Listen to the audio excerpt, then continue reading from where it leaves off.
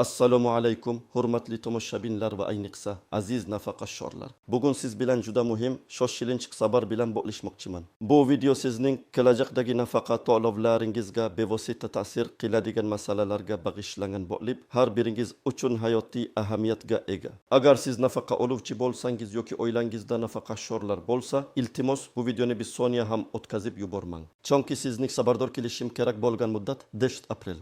Aynan 10 aprelga qadar siz bir qator zarur ishlarni amalga oshirishingiz shart. Agar ushbu muddatga rioya qilmasangiz, nafaqa to'lovlaringizda jiddiy uzilishlar yuzaga kelishi mumkin, hatto to'liq to'xtatilish xavfi ham mavjud. Shuning uchun darhol kanalimizga obuna bo'lishni, ushbu videoga like bosishni va uni boshqa nafaqashorlar bilan baham ko'rishni unutmang. Bu ma'lumot qanchalik ko'p odamga yetsa, shunchalik ko'p kishi o'z huquqlarini himoya qila oladi va moliyaviy barqarorligini saqlab qoladi.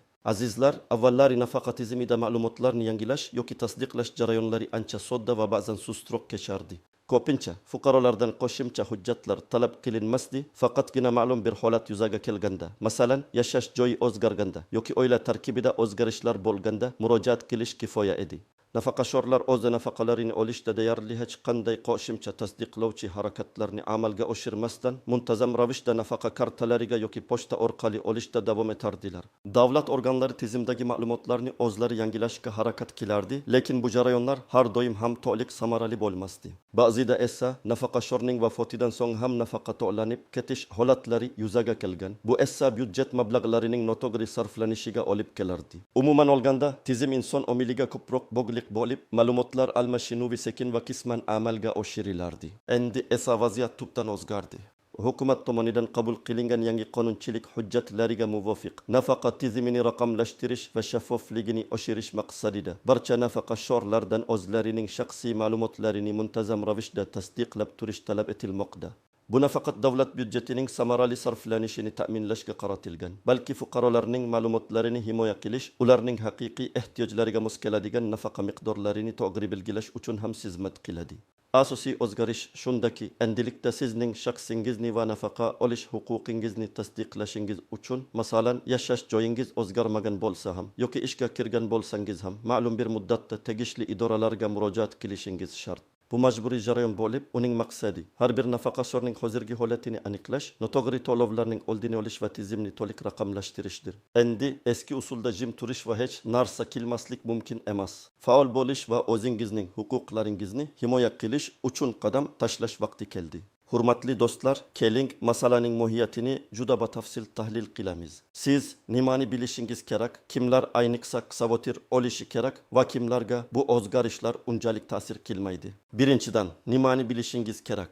Siz bilishingiz kerakki, nafaqalamaketda ilendiz kerak nafaqa to'lovlarining barqarorligini ta'minlash uchun har bir nafaqashor o'zining shaxsiy ma'lumotlarini, yashash joyi va boshqa tegishli ma'lumotlarini muntazam ravishda yangilashi va tasdiqlashi shart. Bu yangi tartib nafaqa qonunchiligidagi o'zgarishlar bilan bog'liq bo'lib, xususan fuqarolarning davlat pensiya ta'minoti to'g'risidagi qonunga kiritilgan so'nggi tuzatishlar doirasida amalga oshirilmoqda. Bu tuzatishlar har bir nafaqashorning shaxsiy ma'lumotlarining dolzarbligini ta'minlashga qaratilgan. Davlat ma'lumotlar bazalaridagi ma'lumotlar va nafaqashorning real hayotiy holati o'rtasidagi farqlarni bartaraf etish asosiy maqsad hisoblanadi. Misol uchun, ilgari nafaqashor boshqa viloyatga ko'chib o'tsa ham, ba'zan u haqda eski manzilida ma'lumot turardi. Endilikda bunday holatlar aniqlanishi va tuzatilishi kerak. Ikkinchidan, kimlar ayniqsa tashvishlanishi kerak? Yashash joyini o'zgartirgan nafaqashorlar. Agar siz so'nggi bir yil ichida doimiy yashash manzilingizni o'zgartirgan bo'lsangiz, masalan, Toshkentdan Samarqandga ko'chib o'tgan bo'lsangiz yoki bitta tumandan boshqa tumanga, bu holatda sizning ma'lumotlaringiz yangi manzil bo'yicha nafaqa jamga armasi bazalarida aks etmasligi mumkin. Misol uchun, Farhod aka 68 yoshda, u o'tgan yili fevral oyida Qarshi shahridan Termizga o'g'lining yoniga ko'chib o'tgan edi. Uning nafaqasi avvalgi manzili bo'yicha to'lanayotgan edi, lekin yangi qoida uning ma'lumotlari hozirgi manzilida tasdiqlanishini talab qiladi. Agar Farhod aka 10 aprelgacha yangi yashash joyi bo'yicha ro'yxatdan o'tib, nafaqa jamg'armasiga bu haqda xabar bermasa, uning nafaqa to'lovlari to'xtatib qo'yilishi mumkin. ishlayotgan nafaqaxo'rlar. Agar siz nafaqa olgan holda rasman ishlayotgan bo'lsangiz, ya'ni mehnat shartnomasi asosida ishlaydigan nafaqaxo'rlar toifasiga kirsangiz, sizning ma'lumotlaringizni yangilashingiz juda muhim. Yangi tartib bo'yicha ishlayotgan nafaqaxo'rlar uchun nafaqa miqdorini hisoblashda ba'zi o'zgarishlar bo'lishi mumkin. Masalan, Gulnora opa 67 yoshda u davlat maktabida kutubxonachi bo'lib ishlaydi va ayni paytda pensiya ham oladi. Uning oylik maoshi 3 million so'm, pensiyasi esa 1 million 800 ming so'm. Yangi qoida uning hozirgi daromadlari haqidagi ma'lumotlarni tasdiqlashini talab qiladi. Chunki bu ma'lumotlar pensiya miqdoriga ta'sir qilishi mumkin. Agar Gulnora opa o'zining mehnat faoliyati haqidagi ma'lumotlarni 1 aprelgacha nafaqa jamg'armasiga taqdim etmasa, uning pensiya to'lovlari vaqtinchalik to'xtatilib, barcha ma'lumotlar aniqlanmaguncha qayta tiklanmasligi mumkin. Bu holatda Gulnora opaning nafaqasidan bir muddat mahrum bo'lish ehtimoli mavjud. 3. Nogironligi bo'yicha nafaqa oluvchilar. Agar siz nogironlik bo'yicha nafaqa olsangiz, tibbiy ko'rikdan o'tish muddatini esdan chiqarmang. Masama dima omadpa tekritaylik. Ba'zan nafaqaxo'rlar belgilangan muddatda qayta tibbiy ko'rikdan o'tishni unutib qo'yishadi. Hozirgi o'zgarishlar bu jarayonni yanada qat'iylashtirmoqda. Misol uchun, Azamat akaga tiga guruh nogironligi bo'yicha pensiya tayinlangan bo'lib, u har 2 yilda bir marta tibbiy ko'rikdan o'tishi kerak. Uning so'nggi ko'rigi o'tgan yilning avgustida yakunlangan edi va yangi ko'rikdan o'tish muddati shu yilning may oyida tugaydi.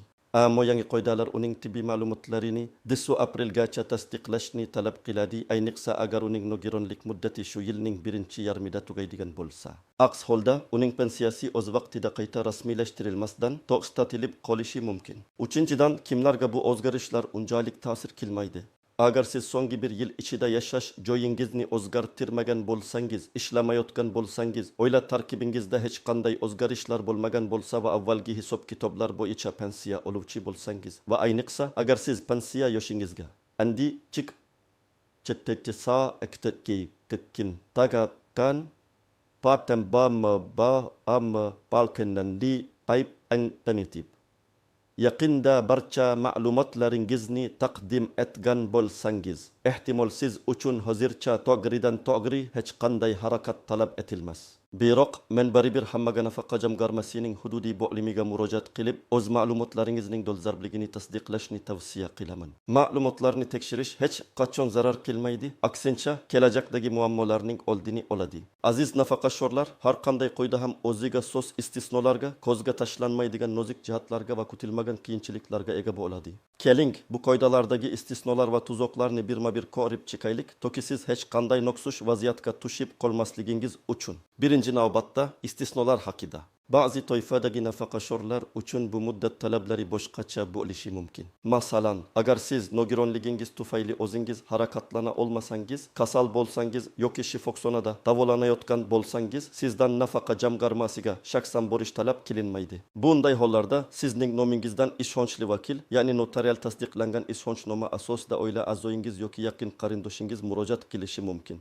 Ammo shuni unutmangki, ishonch tavasil ila amasamanki, ishonchnoma juda aniq va batafsil qilib yozilishi shart. Unda vakilga berilgan vakolatlar, ya'ni sizning nomingizdan hujjatlarni taqdim etish, ma'lumotlarni tasdiqlash kabi vazifalar aniq ko'rsatilishi kerak.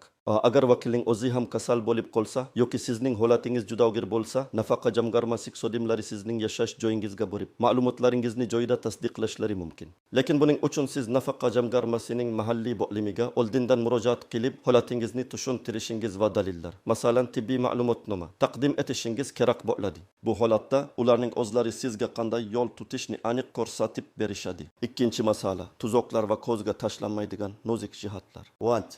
Ma'lumotlardagi satolar ko'p hollarda nafaqaxo'rlar o'zlarining shaxsiy ma'lumotlarida yillab mavjud bo'lgan, ammo e'tibordan chetda qolgan satoliklarni bilmasligi mumkin.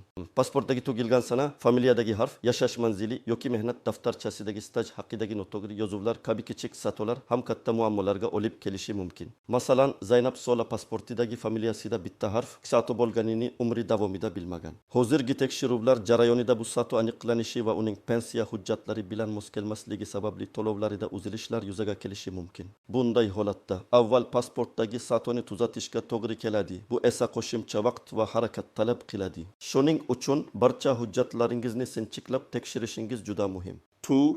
hujjat tamamlanmaganlikdan tinaykiliklarni va da hujjatlarning yo'q qilishi yoki eskirishi, nafaqaxo'rlar orasida ba'zan hujjatlarini yo'qotib qo'yish yoki ularning amal qilish muddati tugaganligini e'tibordan chetda qoldirish holatlari uchraydi.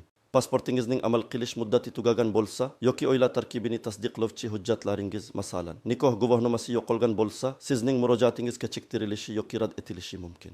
Bunday holatlarda 10 aprel muddati sizga qo'shimcha bosim o'tkazadi. Chunki yangi hujjatlarni tiklash yoki olish uchun ham vaqt kerak bo'ladi. Masalan, Qodir aka o'zining pasportining muddati 2 yil avval tugaganini bilmas edi.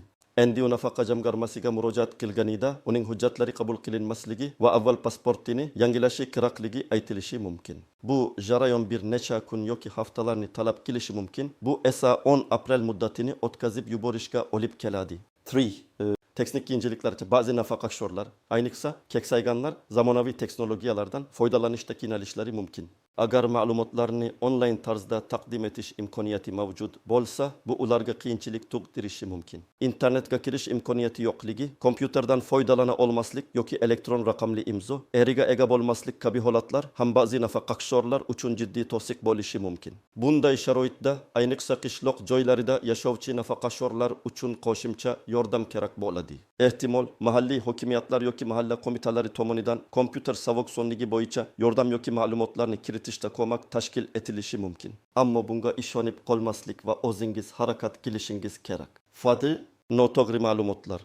Ba'zan nafaqaxo'rlar bilmasdan noto'g'ri ma'lumotlarni taqdim etishlari mumkin. Masalan, ish staji haqidagi ma'lumotlar, daromadlari yoki oila tarkibi haqidagi yangilangan ma'lumotlar ba'zan esdan chiqib qolishi mumkin. Bilmasdan berilgan noto'g'ri ma'lumotlar ham nafaqa to'lovlarining vaqtinchalik to'xtatilishiga yoki qayta hisob-kitob qilinishiga sabab bo'lishi mumkin. Misol uchun, Munira opa o'tgan yili ishga kirgan edi, ammo bu haqda nafaqa jamg'armasiga xabar bermadi.